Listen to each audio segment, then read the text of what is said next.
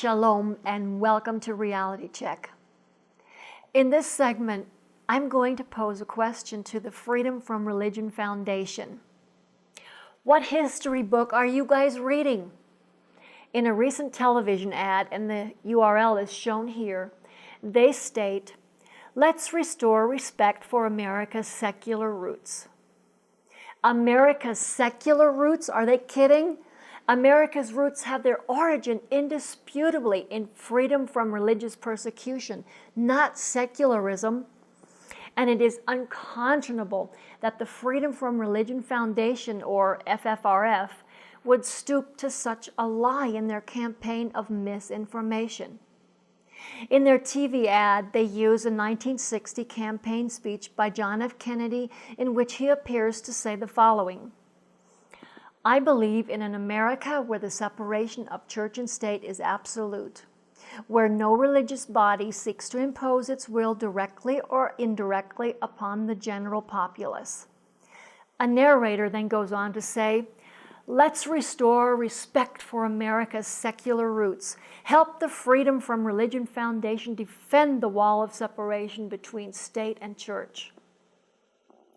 First of all, this video depicting Kennedy's speech as saying those things is a lie because the Freedom from Religion Foundation heavily edited the speech. They combined disparate thoughts from the speech to make you think that Kennedy was against the concept of God being involved in government. You can see the transcript of what he actually said simply by Googling the words Kennedy's September 12, 1960 speech. Here's part of what Kennedy actually said. "These are the real issues which should decide this campaign, and they are not religious issues, for war and hunger and ignorance and despair know no religious barriers. But because I am a Catholic and no Catholic has ever been elected president, the real issues in this campaign have been obscured, perhaps deliberately, in some quarters less responsible than this.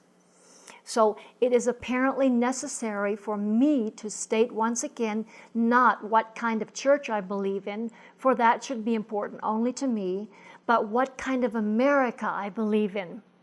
I believe in an America where the separation of church and state is absolute, where no Catholic prelate would tell the president, should he be Catholic, how to act, and no Protestant minister would tell his parishioners for whom to vote, where no church or church school is granted any public funds or political preference, and where no man is denied public office merely because his religion differs from the president who might appoint him or the people who might elect him." You see, Kennedy was advocating that people from all faiths had the right to run for office, and he was for our right to observe our faith free from outside influences like the Freedom from Religion Foundation. I find the FFRF's misrepresentation of Kennedy's speech to further their agenda despicable. Now, to this separation of church and state that so many, including the FFRF, are quick to cite. Well, here's a fact. The Constitution doesn't say a thing about separation of church and state. It says in the First Amendment that Congress shall make no law respecting an establishment of religion or prohibiting the free exercise thereof. Nowhere are the use of the word separation of church and state found in the Constitution. You see, the First Amendment of the Constitution protects people of faith from the government, not the government from people of faith. The FFRF concludes its misguided TV ad with these words: "Freedom depends on free thinkers." Folks, in my opinion, America is in the shape it's in today because of the destructive efforts of free thinkers and their ungodly opinions that have elevated man's rule and authority over God. Our once great nation was not founded on secular roots. Our nation once stood with God and honored Him and became a great nation as a result. That is until free thinkers removed God from our schools in 1962 when the decline began.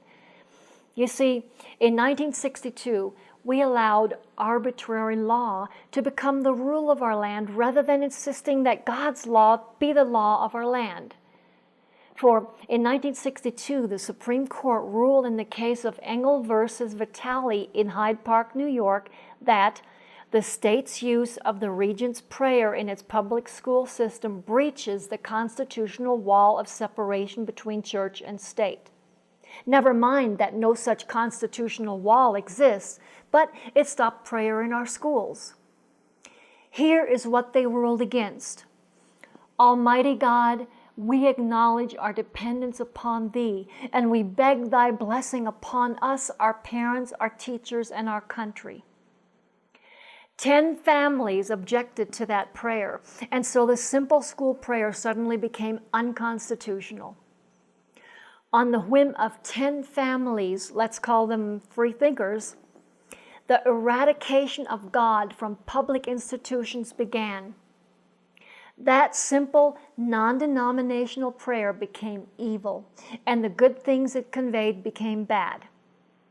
This is what happens when free thinkers impose their opinions and through deceptive tactics like the Freedom from Religion Foundation impose on our right to the free exercise of our faith, which, by the way, is not to be infringed upon, and that is in the Constitution.